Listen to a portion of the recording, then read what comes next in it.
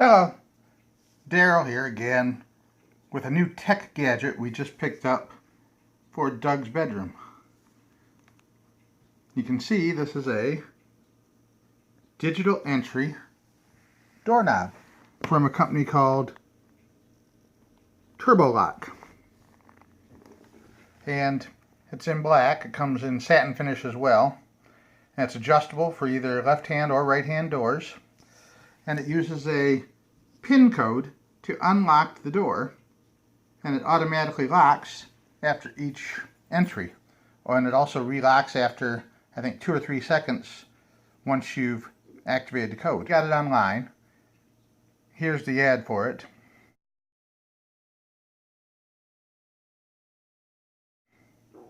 And we're going to show you how to set it up and install it. It's pretty similar to a regular doorknob, except of course it has the electronic digital entry feature, and there's a couple minor differences in the installation process we want to tell you about. Most doorknob replacements can be accomplished with a Phillips screwdriver, and the doorknobs are mounted with a pair of screws on either side, usually on the inside handle, so that someone outside can't take it apart and gain access. And most of the times you can get a screwdriver into the holes to take it out without removing the knob. And not always. Sometimes you have to remove the knob.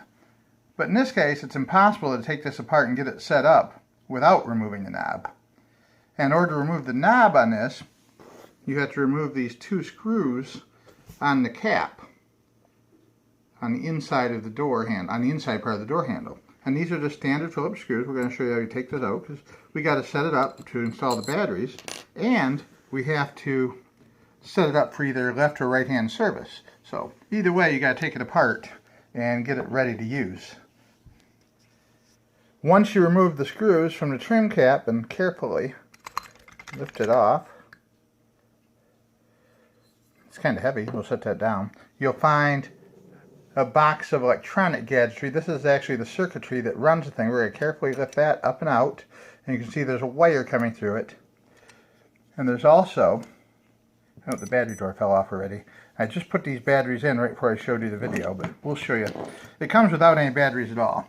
So the first thing you want to do when you take it apart is gently remove this wire here where the wires go into the plug-in on the control module. You want to grab it on the outer sides and gently rock it back and forth, pulling on it until the plug comes out.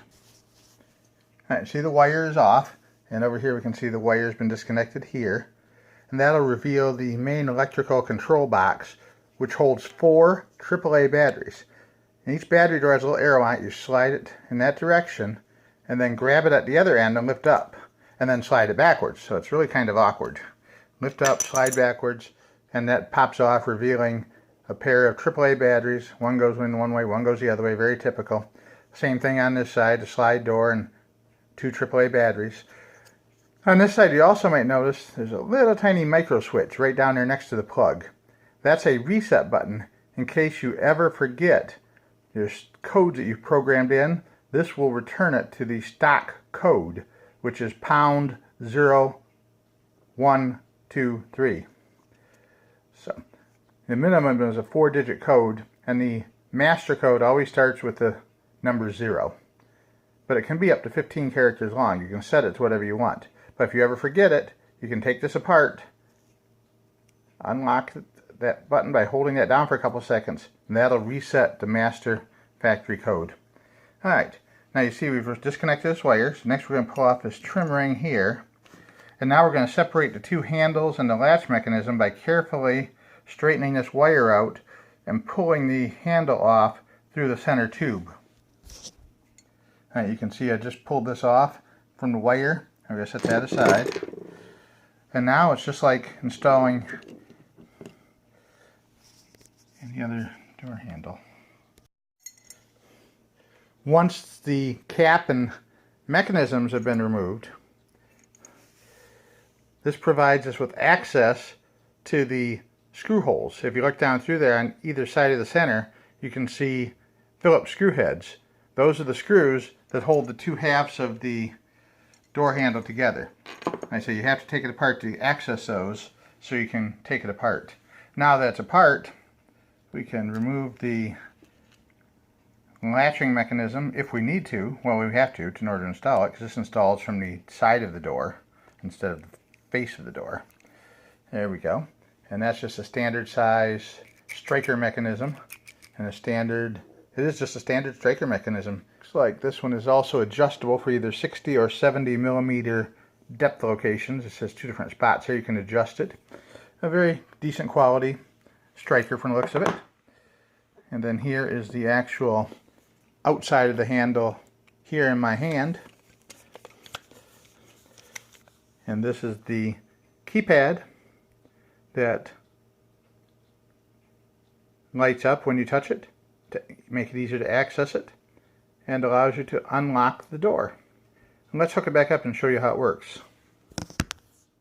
I hope you can see this. We've got it hooked up. Let's make it glow. We'll do our initial factory setting code, which is 0, 1, 2, 3, pound. I don't know if you hear it click or not. Alright, the knob's been installed, just like any other knob, with the 2 screws through the back side. And we can see here we've got this nice little keypad. We touch a button when we come up to it, and it glows, which gives us a nice view in the dark so we can see. And we'll put our code in, followed by the pound sign. You hear a click, and there you go. And as soon as you pull the door closed again, it's locked from the outside. Do it again. We can get like 2 or 3 turns on it, then it stops and doesn't turn anymore. Isn't that great? So easy and simple, easy to use. You can add 8 different access codes for different people to it, so you can delete people when you need to. For offices, you know, business people, real estate people, they work pretty well. And it doesn't record who comes and goes. I just don't mention it. It does not record who comes and goes. But if you have different people who need limited access for a certain amount of time, it's kind of easy for you to give a temporary code to someone and delete that code when they're no longer needing to have the access. So here it is. Nice little feature that you can add to your home or office security system for less than $50.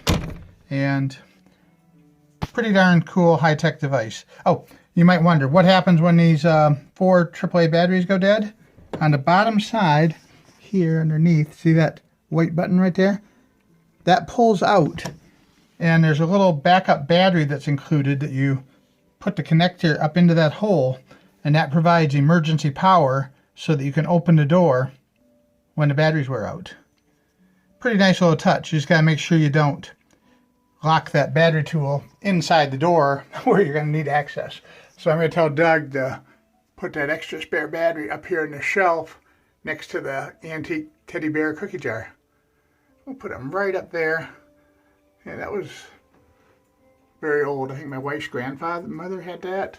And this was my great-grandmother's piggy bank. So anyway, there you go. Easy access door lock. I think it's well worth the money. Pretty cool little toy. Thanks for watching. Have a great day.